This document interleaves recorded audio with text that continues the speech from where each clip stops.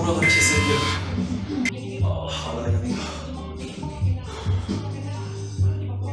Ama şu üçlü grubun tam ortasına çok güzel vuruyor. Burayı güzel bir şekilde yukarıya topluyor. Eklemek istediğim başka bir konu glikozamin. Glikozaminin sülfat paketine hoş geldiniz arkadaşlar. Omuz benim için çok zor gelişen bir bölge.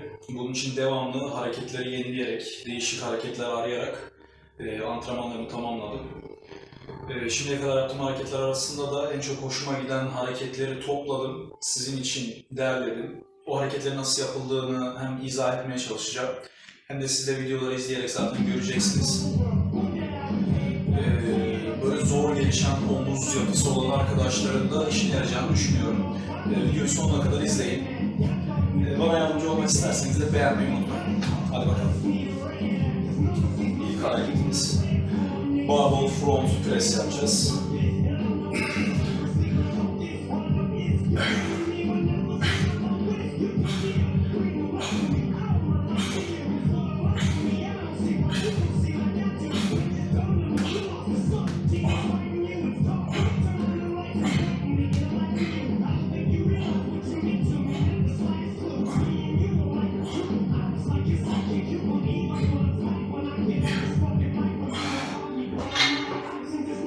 Fark ettiyseniz 20 tekrar yaptım.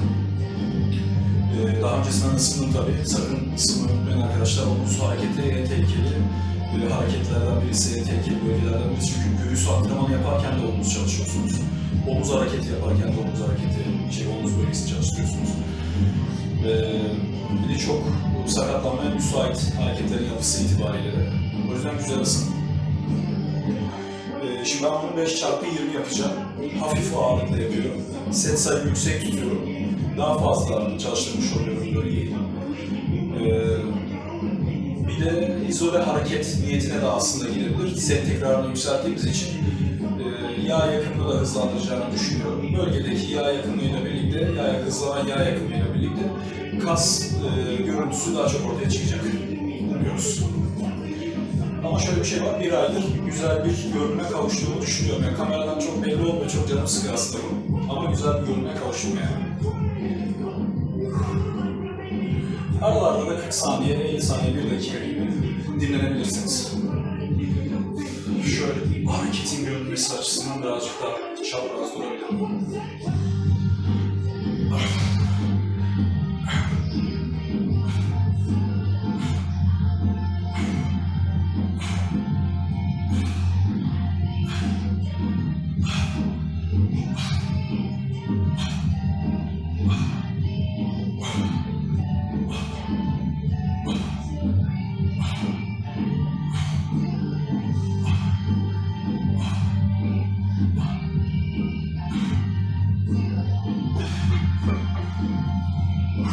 Bir de hareket yaparken arkadaşlar, itişlerde birazcık sert iterek, yani hareketi yaparken zorlandığınız esnada biraz hızlı yaparak hareketi bıraktığınızda, negatife döndüğünüzde biraz daha yavaş bırakabilirsiniz hareketi, ağırlığı. Bu biraz daha %20, %30 daha fazla kas grubunu çalıştırmanıza yardımcı olacak. O zaman öyle ya da böyle harcıyorsunuz. O 1 dakika içerisinde hareketi yapıyorsunuz. En azından maksimum oranda bundan faydalanabilirsiniz. O yüzden hareketi çıkış noktasından sonra hızlandırıp tekrar geri dönerken yavaşlatabilirsiniz. Bu sizin için iyi olur.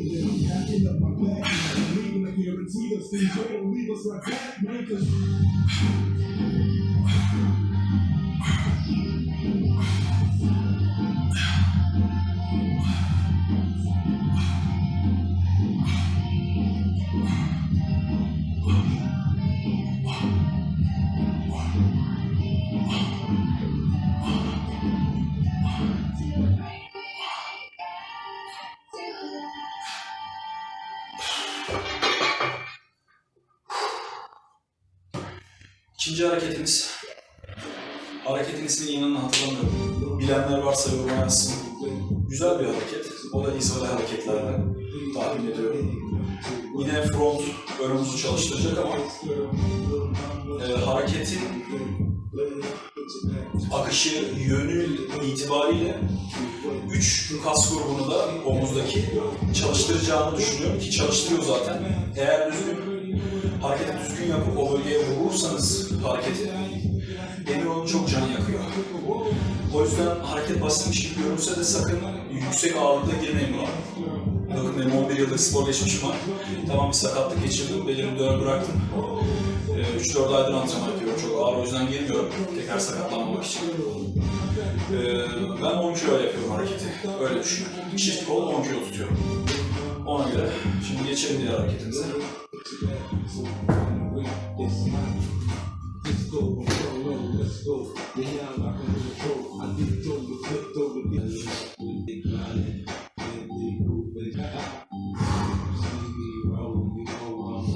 Şimdi arkadaşlar, hareketi süperset olarak düşünebiliriz çünkü 2 hareket barındırıyor içeriğinde. Normal ön omuz çalışıyormuşsunuz gibi hareketi kaldırıyorsunuz, indirdik, çeviriyoruz, indirdik. Bir hareket, bir tekrar olmuş oluyor. Tekrar 1, 2 şeklinde devam ediyoruz. Sonra bu taraftan veriyorduk hareketi. Sonra bu taraftan vereceğiz, bu tarafa doğru. Takip ederseniz zaten kolay bir hareket. Sadece hafif ağırlıkla başlayın. İlk önce bir tekrar ağırlığınızı bir öğrenin, ondan sonra gerçek ağırlığa geçersiniz. Hadi bakalım, başlayalım.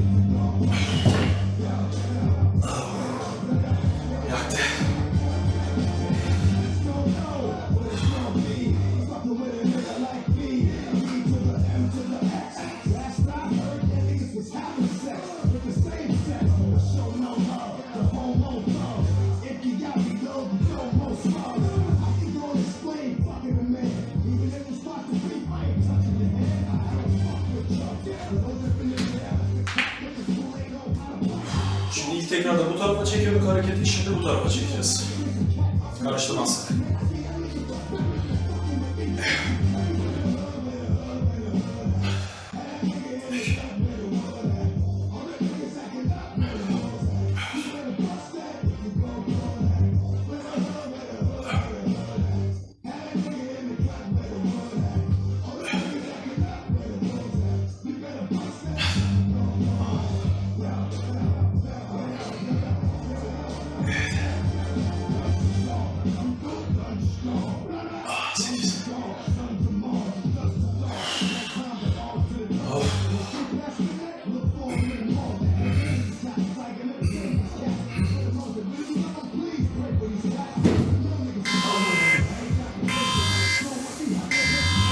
Buraları kesebilirim.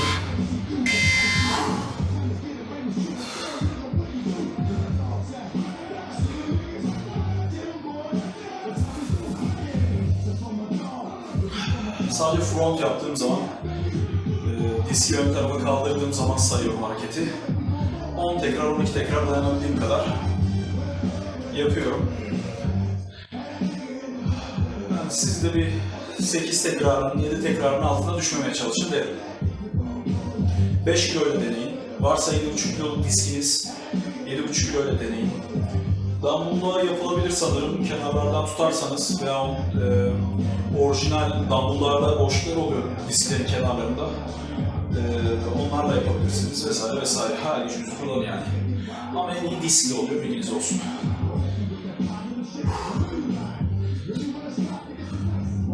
5 set yapmaya çalışacağım. Sanmıyorum ama bakalım.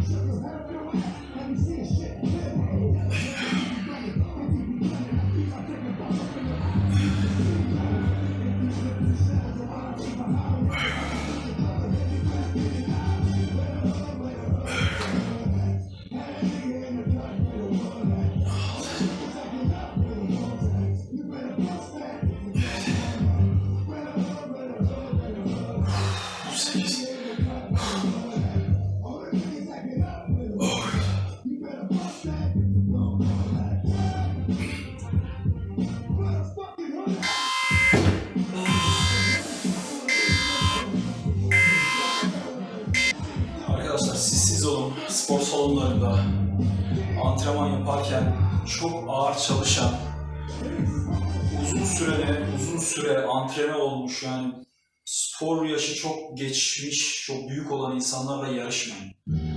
Kendi abiniz olsun, kendi sporunuz olsun, kendi programınız olsun. Aa şu çok güzelmiş deyip o hareketi yapmayın. Yani antrenörünüz size ne diyorsa onu yapın. Benim şu gösterdiğim hareketi de deneyin. Eğer size uyuyorsa, size geliyorsa yapın. Sakatlanacağınızı düşünüyorsanız, size zarar verdiğini düşünüyorsanız bu hareketleri de kesinlikle yapmayın. Yani spor öyle bir şey ki hevesleniyorsunuz, yapıyorsunuz. Fitness bir de öyle kolay bir spor da değil, çok pahalı bir spor. Çünkü beslenmenize çok dikkat etmeniz lazım. Dinlenmenizin olması lazım. Yani bir sanayiden çıkıp bu sporu kolay kolay yapamazsınız arkadaşlar. Yani yapsın o arkadaşlar. Benim antrenörlük dönemindeki arkadaşlar çoğu sanayiden geliyordu. Yapıyordu adamlar. Babalar gibi yapıyordu. Ama kolay değil yani. Üstüne bir de beslenme ekleyeceksiniz. Etinizi yemek zorundasınız, tüketmek zorundasınız. Ona uygun çerez tüketmek zorundasınız. Çok kaliteli beslenmek zorundasınız. Abur cubur yiyemezsiniz vesaire. Hayatınız işkence gibi geçtiği dönemler oluyor. Sonra bir tane abinin yaptığı hareketi yapıyorsunuz. Gitmiş yani. 2 sene, 3 sene. Bakın ben antrenör olduğum halde sakatlandım. 2 senem gitti. Yani siz olun. Antrenörünüzü kesinlikle dinleyin. Abilerin, arkadaşların spor hareketlerini, antrenman şeylerini, programlarını uygulamayın. Size ne yazılıyorsa onu yapın. Bir de yaramadığını düşündüğünüz hareketleri de yapmayın.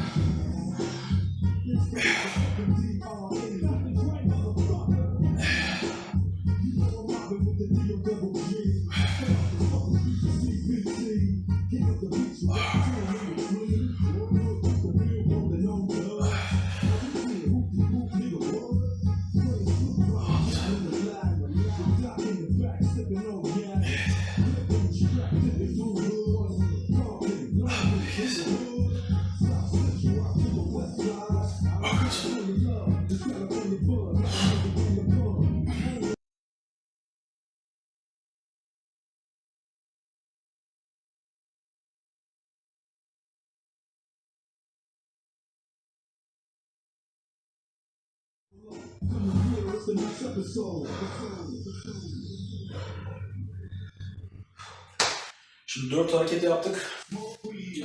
Özür dilerim, 4 set yaptık. 5. sette ben biraz karma yapıyorum.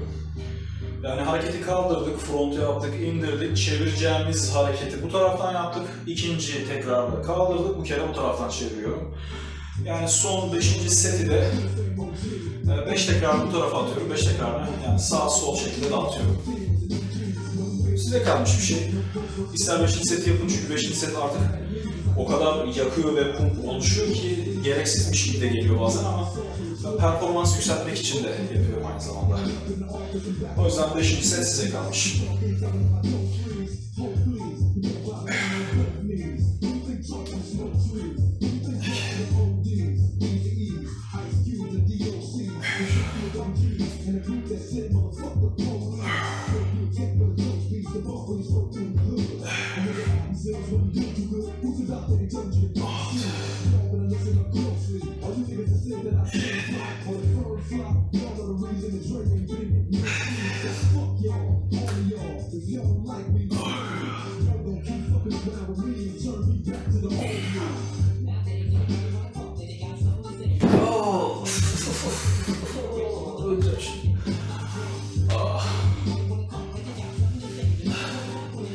Bu kısımları kes Serkan, sakın yayınlama.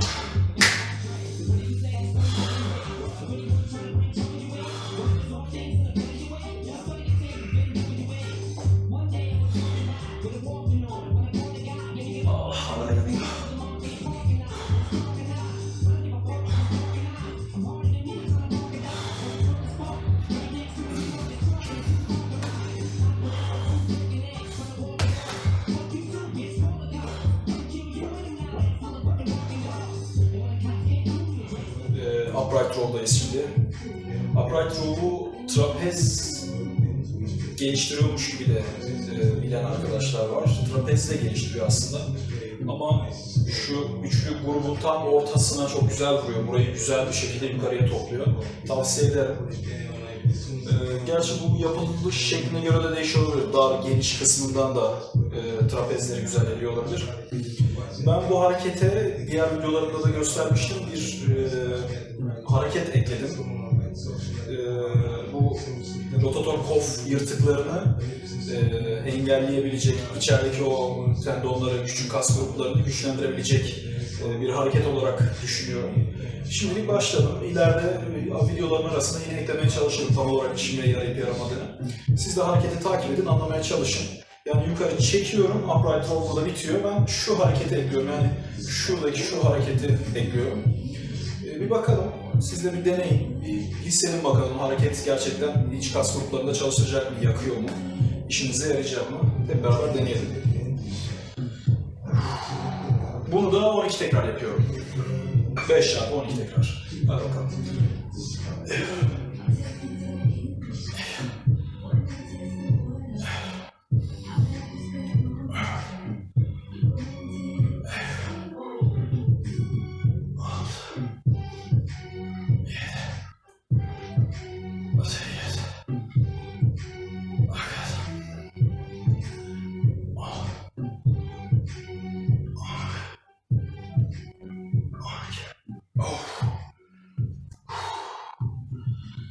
Güzel çalıştırıyor. Ve yakıyor. Of. Ulan insan birkaç saniye sonra mı yakar?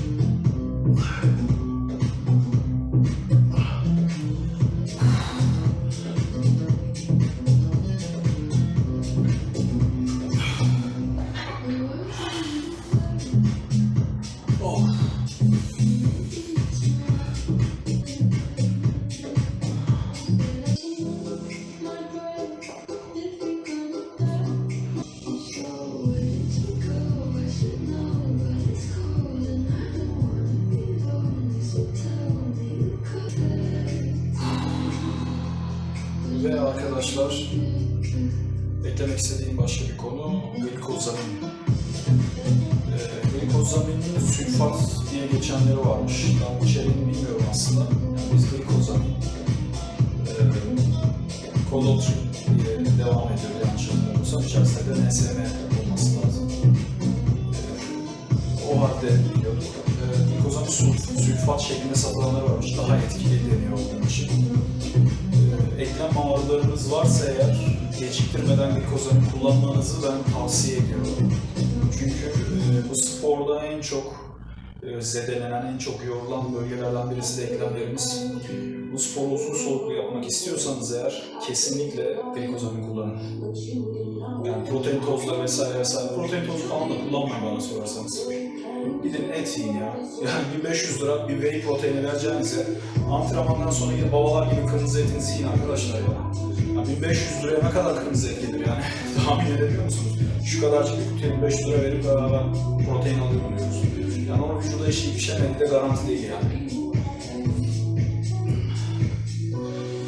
Hadi bakalım.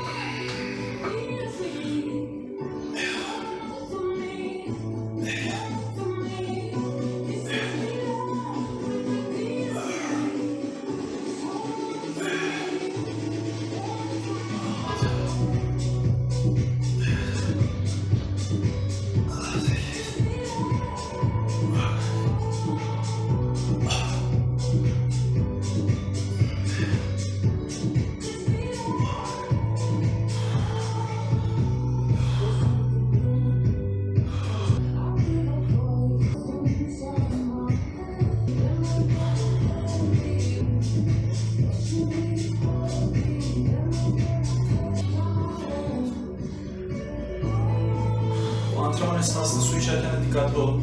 Su için ama nefes nefeseyken, soluk soluğayken bir anda böyle içmeyin. Nefes borunuza kaçma ihtimali çok yüksek. Dikkatli olun yani. Ben şimdi su içmeye gidiyorum.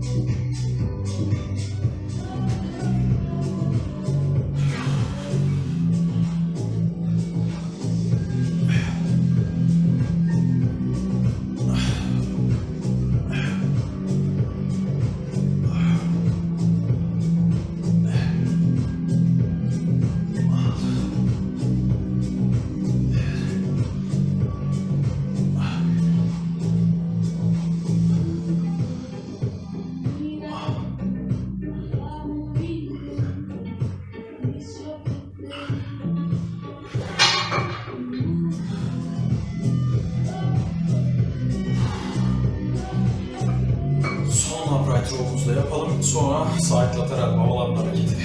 Hadi bakalım.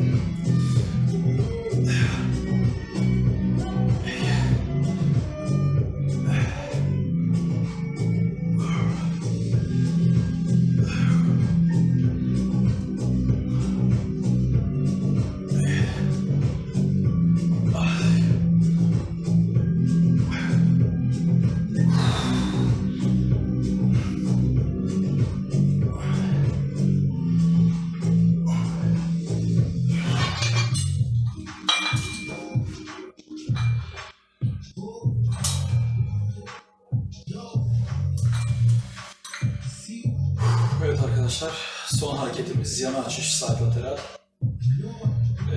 Genelde bir zorlayıcı, bir basit şeklinde sürdürdüm hareketlerimi. Press'ten sonra işte şu adını bilmediğimiz özel hareket. Arkasından upright row, şimdi side lateral. 4 hareketle bitirmek lazım diye düşünüyorum. Yani büyük kas grubu değil. Çok fazla zorlarsak zedeleyebiliriz, zarar verebiliriz. O yüzden 4 hareket yeterli. Hadi bakalım.